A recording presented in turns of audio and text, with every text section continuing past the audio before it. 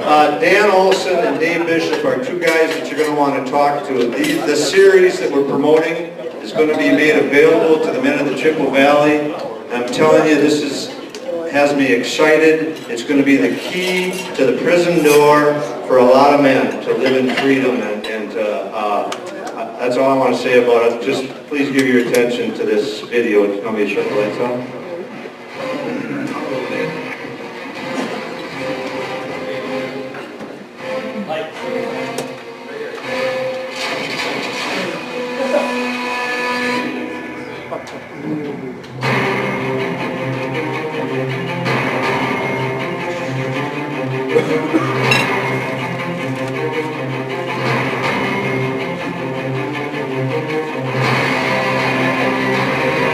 The church is in the sexual battle of its life.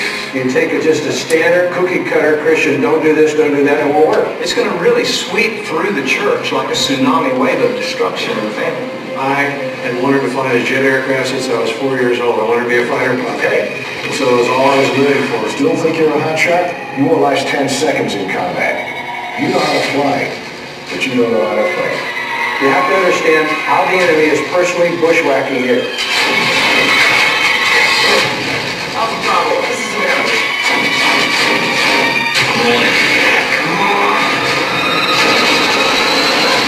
I was an alcoholic. I was a sex addict. I was completely out of control. Like I had a rope around my leg, they have a noose around their soul. And the harder they pull against it, the worse it gets. That's why trying harder doesn't work. You have to know your enemy if you're going to win. It's not just going to go away. Just the power of sexual knowledge. It promises you everything, gives you absolutely nothing. It feels as if there's no hope, you're never getting out of this. But the shed blood of Jesus Christ guarantees there's a way out.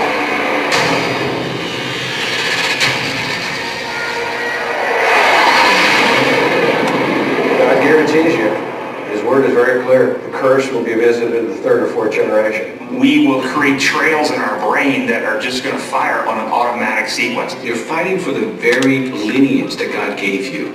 What a man does in life becomes history, but what he puts into motion becomes his legacy. And if you will break this curse, then your sons and your daughters have a better shot. It took me 3.5 years. But I tell you now, you know what I'm having the joy of? Is sweet revenge. The very thing the enemy used against me as a weapon, now God is forged by the hammer of his adversity that he's brought in my life, by the hammer of his challenges, by the correction of my soul, and he's formed it into a weapon, and I'm taking sweet revenge against the enemy. And that's what God has for you.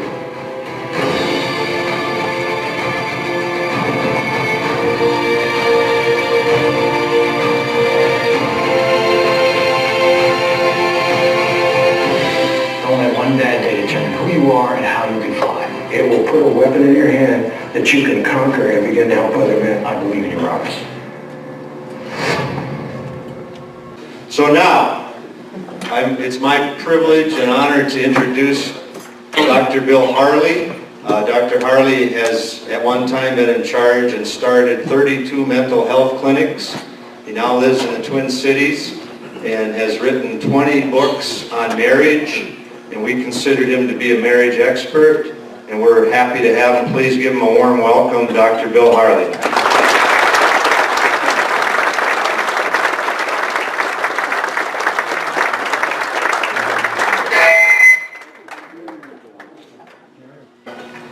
Delighted to be with all of you, and I wanted to applaud you all for showing up on a topic that few men would want to hear about, which is what we're going to be talking about today, why women leave men.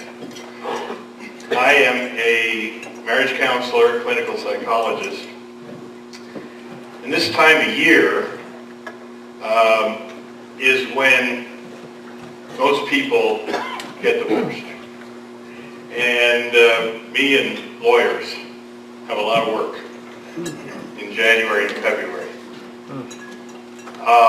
In most cases, the divorce comes as a surprise. And I say that in most cases, that basically a husband gets a notice that his wife is divorcing him after Christmas because she didn't want to wait, she didn't want to have the divorce before Christmas, it would spoil everything for the kids, and so she decides to spring it on them after New Year's. So we get a lot of men coming to us this time of year, wanting to know what they can do to save their marriage. And these are some of the things that I have heard from their wives. I heard all the time because I feel alone and abandoned. My husband is no longer my friend. The only time he pays attention to me is when he wants sex. He is never there for me when I need him the most. He lives his life as if we weren't married. He rarely considers me. We're like ships passing in the night. He goes his way and I go mine. My husband has become a stranger to me. I don't even know who he is anymore. He doesn't show any interest in me or what I do.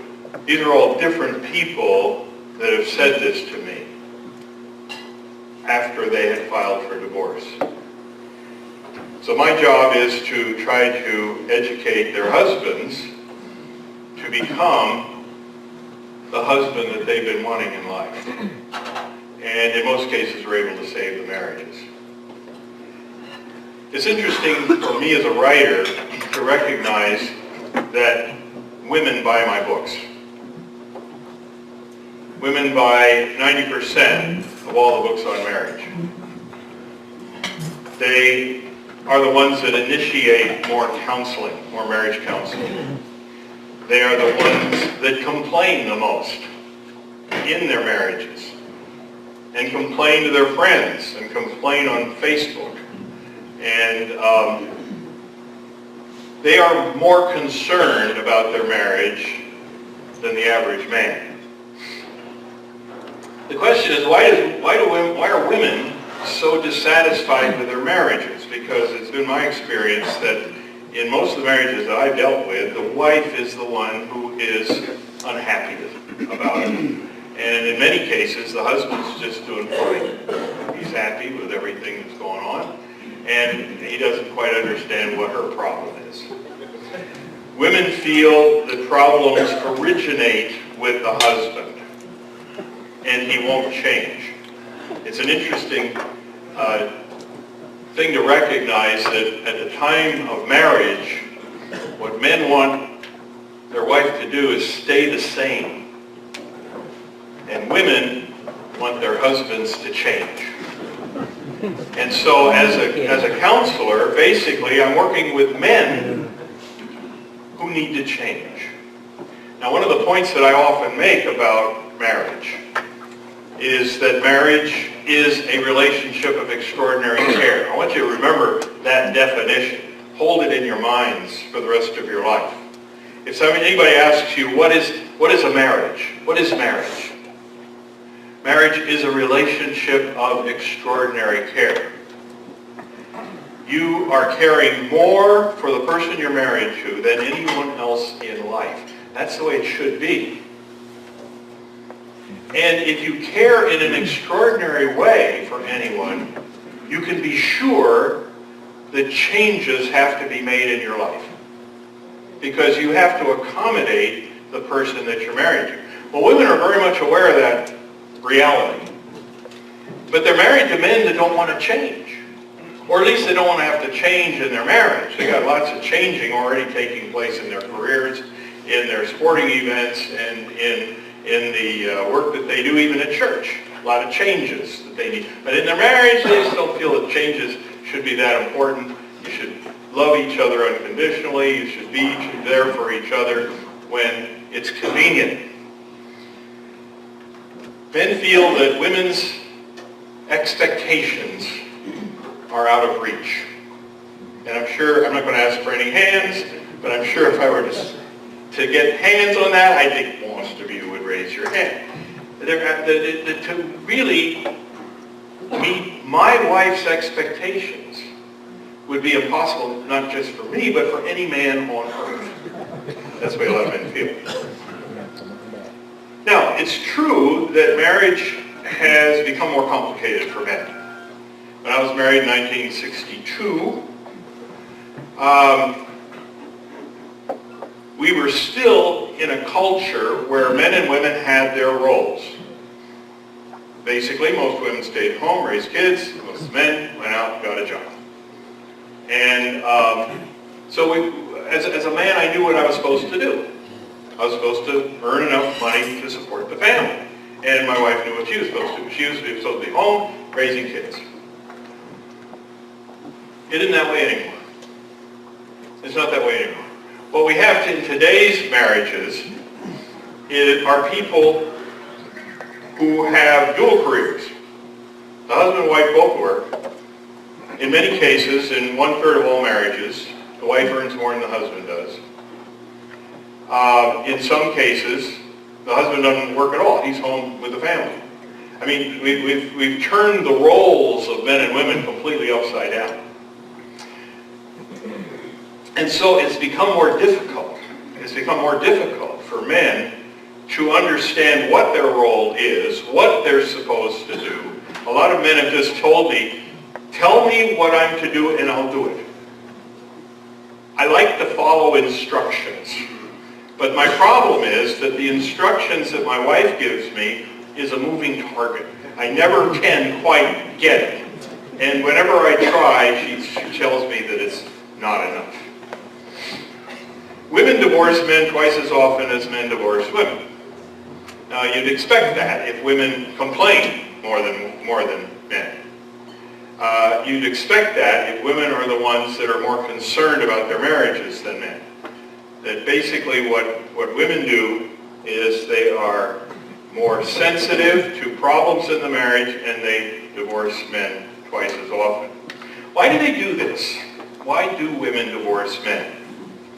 And I've done quite honestly, a very careful analysis of this over the years. Not only have I counseled probably 10,000 couples, and I'm still doing it. I have a daily radio show. I've got, I have new couples coming to me every day that I kind of keep track of.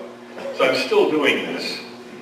And the basic idea is that the complaint, 80% of the complaints of women that I have been aware of and that I've done research with has been neglect.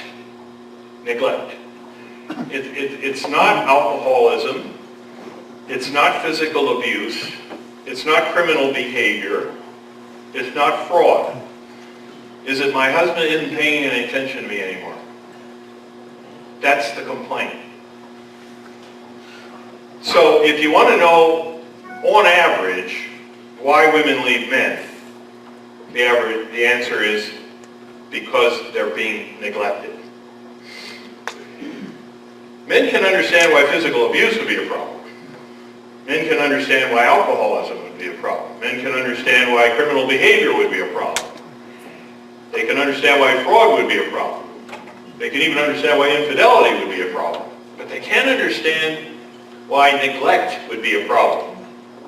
And they don't even know that they're doing it when they're doing it. His wife tells me, my husband thinks I'm being too sensitive. The husband tells me most other women would be ecstatic to be married to me. How many of you feel that way? Most women I know would love me if they were married to me. But the woman who is married to you knows you better than most women.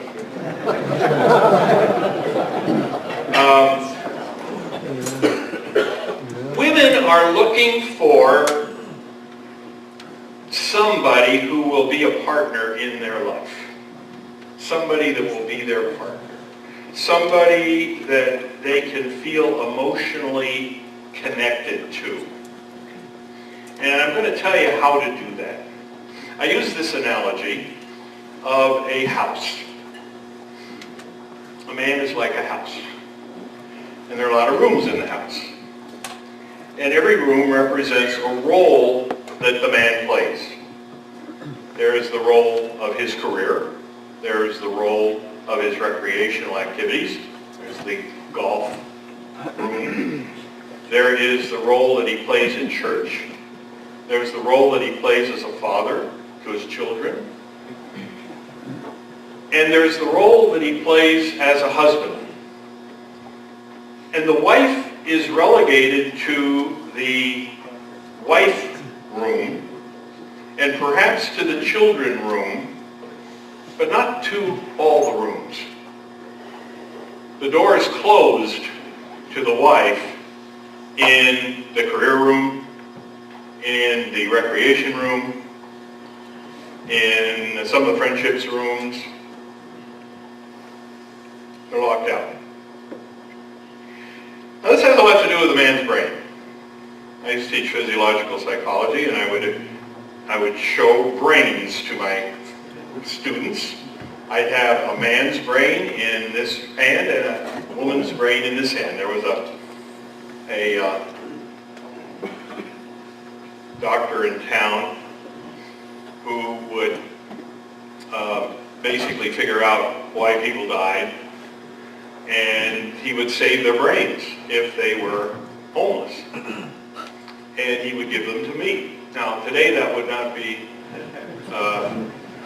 politically correct, but I had a lot of human brains when I was teaching psychology, and in many of the classes that I had, each student in the class got their own human brain.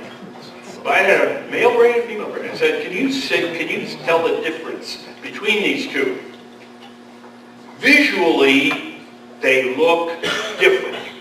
If you ever get a chance to see a 30-year-old female brain and a 30-year-old male brain, they look different. Now what I would do is something in addition to that. I would cut it in half and I'd show them the inside. The inside looks different. Now, a woman's brain isn't quite as lumpy as a man's brain. Men's brains are lumpier. Women's brains are a little smoother. Inside, the band of fibers that connect the hemispheres, called the corpus callosum, is thicker in a woman's brain, which means there are more fibers going back and forth. And if you look microscopically at what's going on, the neurons themselves have more connectors. Women actually have smaller brains than men do, but they have more neurons. Billions more. So the basic idea is that in spite of the fact that a woman's brain is smaller, actually women have far more connectors and they have more neurons. There's an argument that could be made that based on physiological evidence,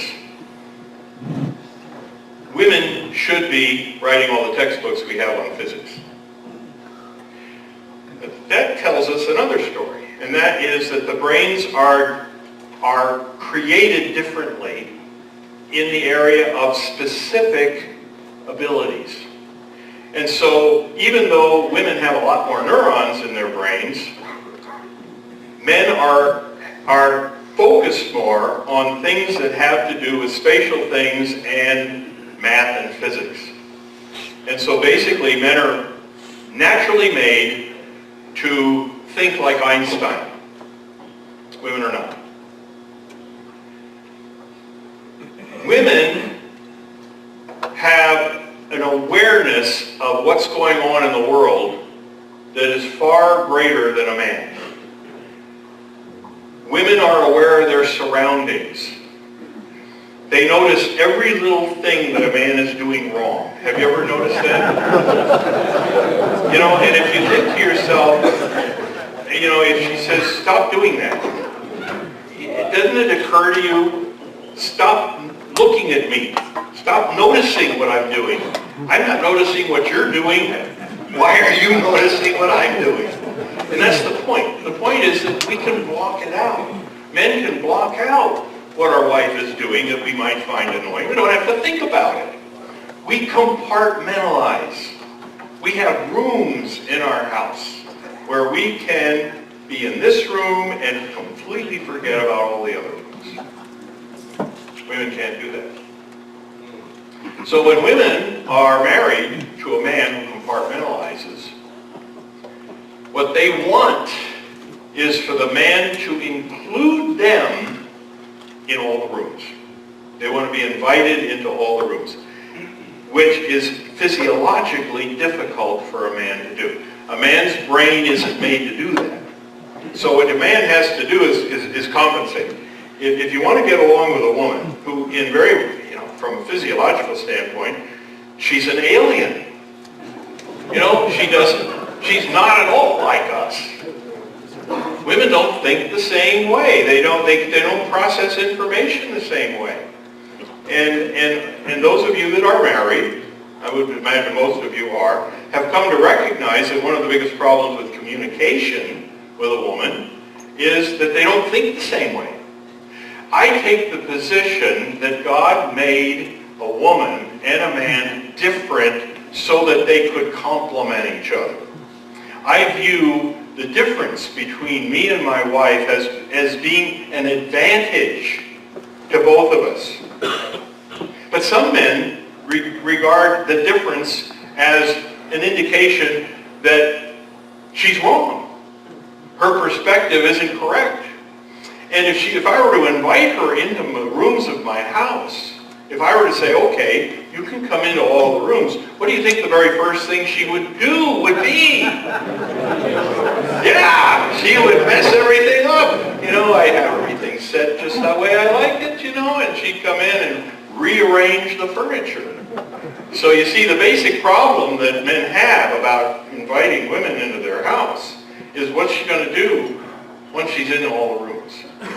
And I think it's going to make my life more difficult than it already is. My life is already way too stressful. I've got way too many things to do. Inviting her into my room, into all the rooms of my house, is just going to make it overwhelmingly difficult.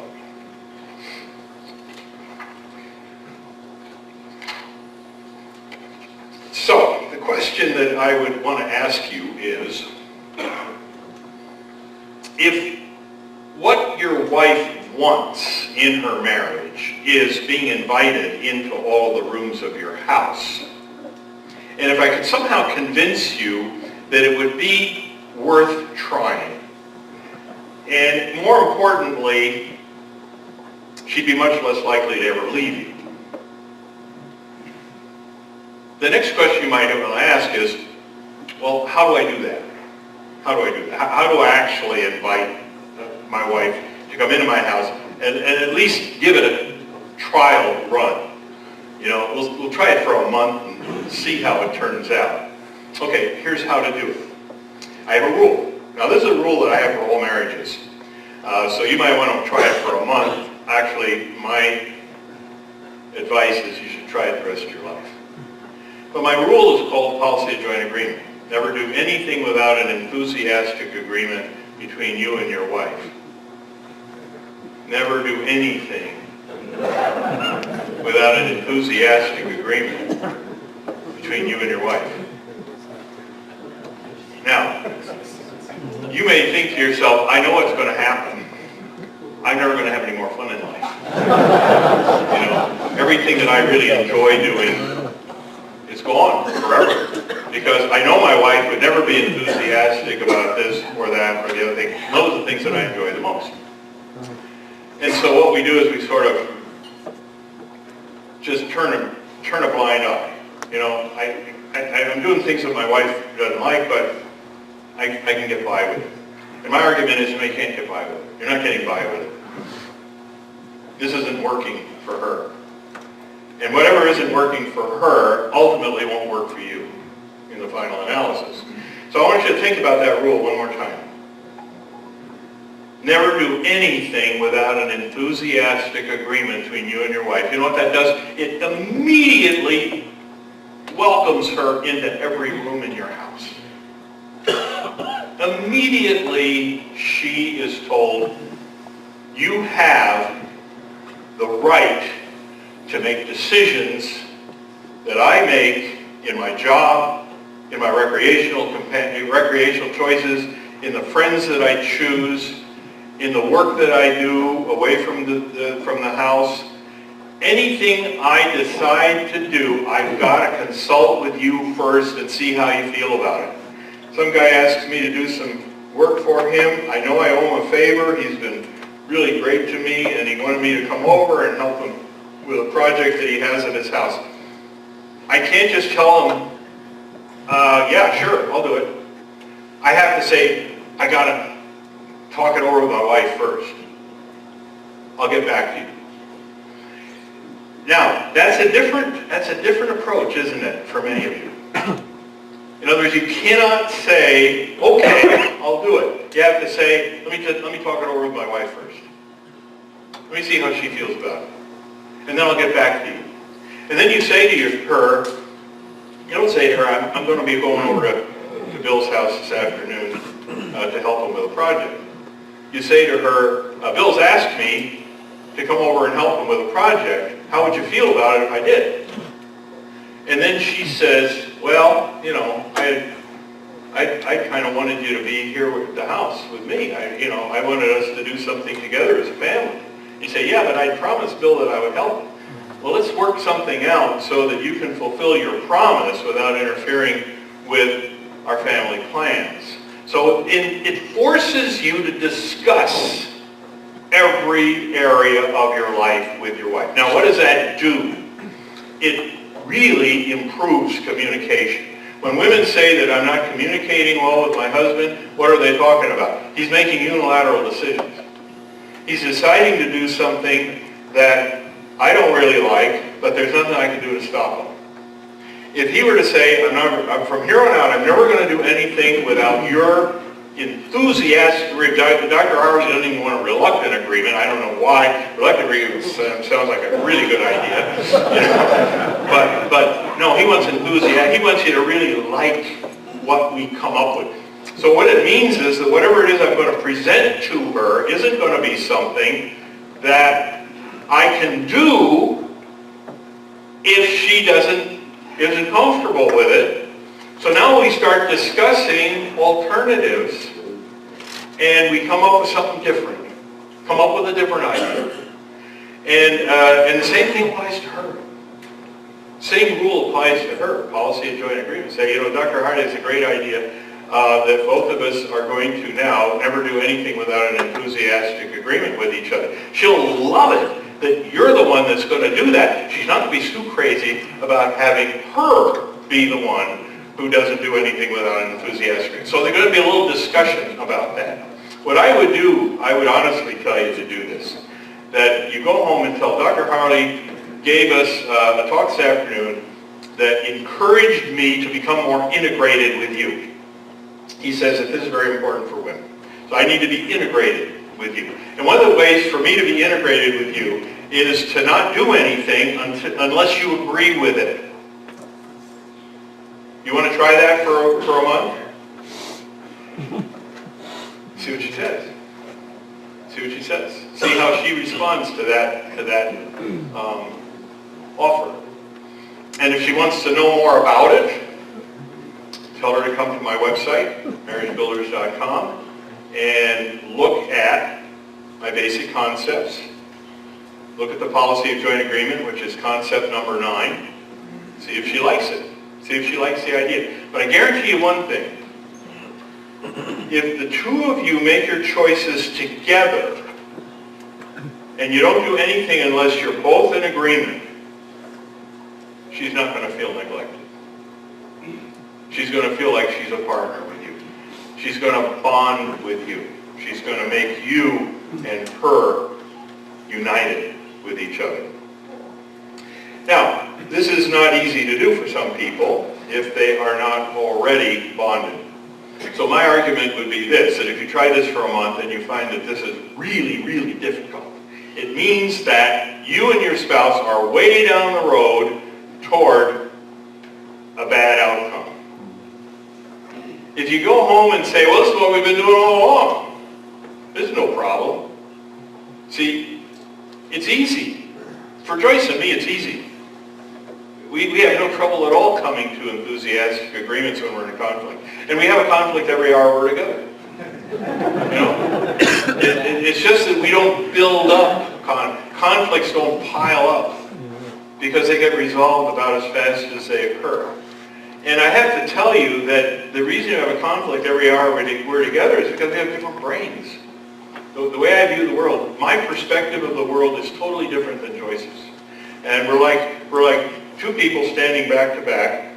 She's looking at the mountains, I'm looking at the ocean. And she tells me what she's seeing. And I'm telling her what I'm seeing. Now the question is, who's got the right perspective? See, the point is that we both have the right perspective, but they're different. And by accommodating them together, we are richer in our understanding of the world and of our understanding with each other. Now I'm going to give you some very quick ideas, and then we'll have time for Q&A here. How do you do it? How do you follow the policy of joining? Okay, there are 4 guidelines, and that's basic concept number 10. So if you go to my website, look up basic concepts 9 to 10. These are the 2 things we're talking about today. The first thing you want to do, first of all, somebody comes up with something that they want to do. And again, it assumes that you're now talking to each other. It assumes that you're now saying, how would you feel if I were to do da-da-da-da, whatever it happens to be. So if you're inviting her into the room, up till now you may have just gone ahead and done what you please, and then let her deal with it. We're saying now, okay, you have to tell her what you're planning, how do you feel about this, and so you lay on the table the issue. The issue is this: I want to do this. She's not real happy about that. So now where do you go from there? The first thing you want to recognize is that you never ever negotiate when one of you is upset. First of all, you're never making a demand because you're looking for mutual agreement. You never say anything disrespectful. Never say anything disrespectful. In your marriage, you should never say any word that the other person would consider disrespectful. Can you do that from today on? That would be a huge improvement for all of you that have marriages. If you feel that disrespect is something that you should be able to do in marriage, you're wrong. Respect is a key factor in a great marriage. Never get angry. Never get angry. If you feel angry with your spouse, take a break. Take a break. Never say anything in anger. You know why? Because when you're angry, you are insane. You should have a video of yourself when you've lost your temper. You should say, next time I'm losing my temper, would somebody get a smartphone out and videotape what I'm saying and doing? And if you have the courage to do that, when you see that video, you will not remember what you did and said. Because when you lose your temper, you can't remember the details. Don't lose your temper. Don't do it. Especially to your wife. Especially to your children. If you want to lose your temper with some guy at work, you might lose your job. But if you lose your temper to your wife, who is the person you're supposed to care about the most, it's just impossible to understand why that would be extraordinary care. So, don't make demands, don't be disrespectful, don't be angry. Understand her perspective. Think about her and say, okay, how would you like to see my problem resolved? Here's my problem. How are we going to resolve it? Brainstorm. Brainstorm. Come up with a bunch of ideas. Every day. Think of a few. Share them with each other. And if one of you says, well, this might work, try it for a few weeks maybe. Try the idea out. See if it works. And I got to tell you that if you do those things with each other, she will not feel neglected. She will not feel neglected. You and she will be bonded to each other. Simple solution to a very difficult problem. Now, before we have Q&A, I got to tell you what we got over here. The first thing is that this talk is based on an article I wrote that you can download free of charge at the Marriage Builders website. In the articles section of marriagebuilders.com, Why Women Leave Men. If you want to read it over, It's the same material. Listen to the radio show that Joyce and I have. It's on as we speak. We do it every day. Today we didn't do it, but almost every day. And then we rebroadcast it, but it's downloadable on your smartphone. Go to the App Store, free of charge, Marriage Builders Radio, and you can download it, and then when you push the button, you get today's show at the top. And you can listen to the whole show, or you can listen to a part of it, whatever it is you like. There's a little thing you can move to get to ahead to another topic. If you have questions for Joyce or me on any topic at all, email us, mbradio@marriagebuilders.com, Marriage Builders Radio. So it's mbradio@marriagebuilders.com. It'll come to Joyce, and then she shares them all with me, and we'll deal with it. If you'd like, you can be on a radio show. We have guests that explain their problem in more detail, and we give them answers. Over here we have He Wins, She Wins, which is a workbook and a book and a workbook both, that has to do with learning how to negotiate with your wife. If you really want to know how to do it, as far as I'm concerned, it's a huge skill set. I mean, if you have learned how to negotiate successfully with your wife, you are going to have a happy marriage. But it takes practice to do it right. And in the workbook that we have ways of helping you practice doing the right thing without actually tackling some of the problems that you have because they're too emotional. So you get the skill set, and then you can tackle your own problems. His Knees, Her Knees, my most popular book. It is still selling over 100,000 copies a year, 30 years later. I wrote it in 1986, and it's still just doing very, very well. It's over there. Draw Close, some of you may have heard about. It's a devotional that Joyce and I wrote together. That's over there as well. And after the program, everybody has to get out of here right away, right? Is that what you say? Anyway, I'll stick around. I'll be the last to leave.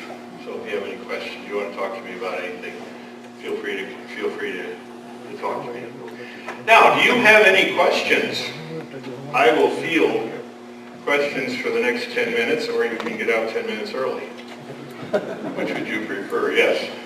Thank you very much. Excellent. What is your best resource for premarital counseling? I wrote a book called I Promise You. And it is still, you can download it. It's an ebook in ebook form, and also in a audiobook form. But it's not available in a paper form. But what I do is I go through what extraordinary care is. So when you talk about premarital counseling, what I'm always doing is I'm talking to a couple about first of all, I ask them, what do you think, what is a marriage? Nobody ever says extraordinary care. They don't get it. And they don't even come close, even though it's in their vows. Even though they're in their vows, they don't get it. They don't get it that this person's number one in their life. And it means that you do something. You do something to make the person happy. You don't hope that things work out. And so I just ask them what it is. And then they say, finally we get down to extraordinary care. And then I say, when you have a conflict, how would you resolve it? And the common conflict that I have, I'm usually working with Christians.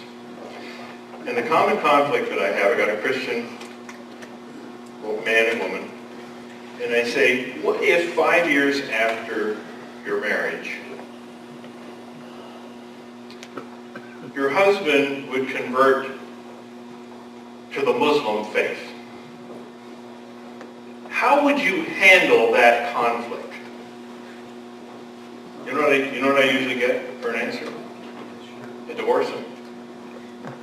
That's usually what I get. I say, oh, goodness gracious. That's not biblical, is it? You know, that's not what you're supposed to do. How would you handle it? I give them an impossible problem.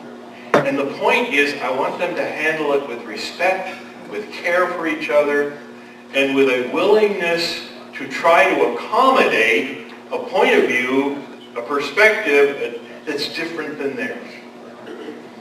And if they can't do that, the marriage isn't going to work out very well, because something's going to come up. It isn't going to be that somebody converts to the Muslim faith. That isn't going to be it. But it's going to be something that they can't give up. They've got to have it more than life itself. They can't give it up, and they can't negotiate about it. Another question. Yes, sir. Day-to-day life, what level do you take the enthusiasm to bring it down to? I mean, I have to go get the children. I mean, what do you I think around the table, what are all?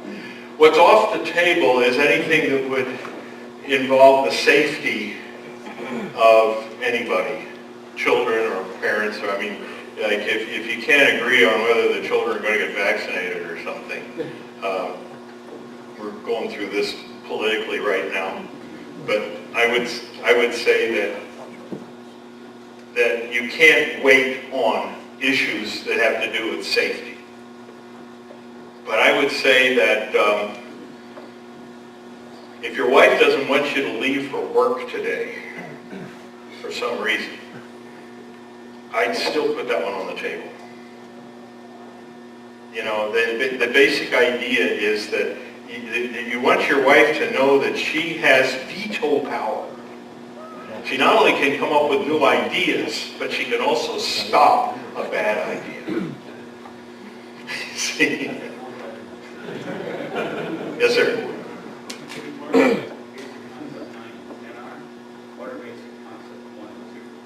Well, one is the love bank, which I'm going to be talking about tonight. Basically, I'm going to talk about the early basic concepts tonight. But it's the love bank which says that everything you and your spouse do affects each other. And in my nomenclature, you're either going to deposit or withdraw love units in every act, everything that goes on. And if you want to have large love bank accounts, if you want to be in love with each other, you better pay a whole lot of attention to how you're affecting each other. Two is habits. That everything we do pretty much is a habit. And we do them repeatedly, over and over again. And if you really want to have a great marriage, you've got to change habits. Isolated behavior isn't nearly as important as repeated behavior. The summary can be read in 10 minutes. So read the summary first. Could you encourage the men that may be working on a marriage by themselves that's already gotten to the point where the shutdown is happening and the man is going to go on? Yeah, basically, and we get a lot of this on the radio, that basically the wife has cut the guy off completely. And the question is, should a man just keep pursuing her when it just seems impossible? And I tend to encourage the guy to give it his very best shot. Now that's a very important point. We call it Plan A. Plan A is that you really do what you thought she wanted in you. You treat her with kindness. You never show any disrespect for her. You give her every possible advantage that you can think of for 2 years. For 2 years. After 2 years, my experience has been that nothing usually works. But there's an argument that could be made that a man may choose to continue in Plan A for the rest of his life. And I would support that. Now, what about women? I don't encourage the same thing. When a man shuts a woman out of his life, his wife out of his life, I do not encourage her to pursue him. I want him to pursue her. And if he's not going to pursue her, usually not much chance that the marriage will ever work. So my basic approach to marriage counseling is to go after men. I really go after men. I write for men. All the books that I have are written with men in mind. And women buy them. I put them on the coffee table. But I use illustrations and I write in a style that is usually appealing to men. Yes.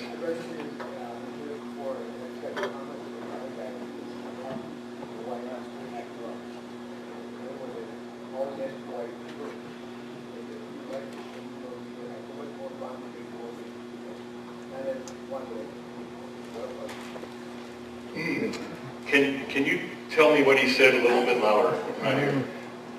He said, Yeah. one of the things you learned from your book is a happy wife is a happy life. He didn't get that from my book. Take credit. What's that? Not really, not really. As a matter of fact, if you read His Needs, Her Needs, you'll understand that I'm talking about both husbands and wives being happy at the same time. And if a woman is happy, she won't necessarily do what the husband wants her to do. So I wouldn't go so far as to say a happy wife is a happy life. As a matter of fact, Joyce hates that. But the basic idea is that I do feel this way, that if you're meeting your spouse's emotional needs, they will certainly be in a better mood to meet yours. But there is a sense in which you can't always know what the other person's needs are. Now, before I'm going to let you go, I want to mention 3 questionnaires. Now, the question is, why do women leave men? And a lot of men don't know what's bothering her. What can I do? I have 3 questionnaires I would like you to look at on the website in the questionnaire section.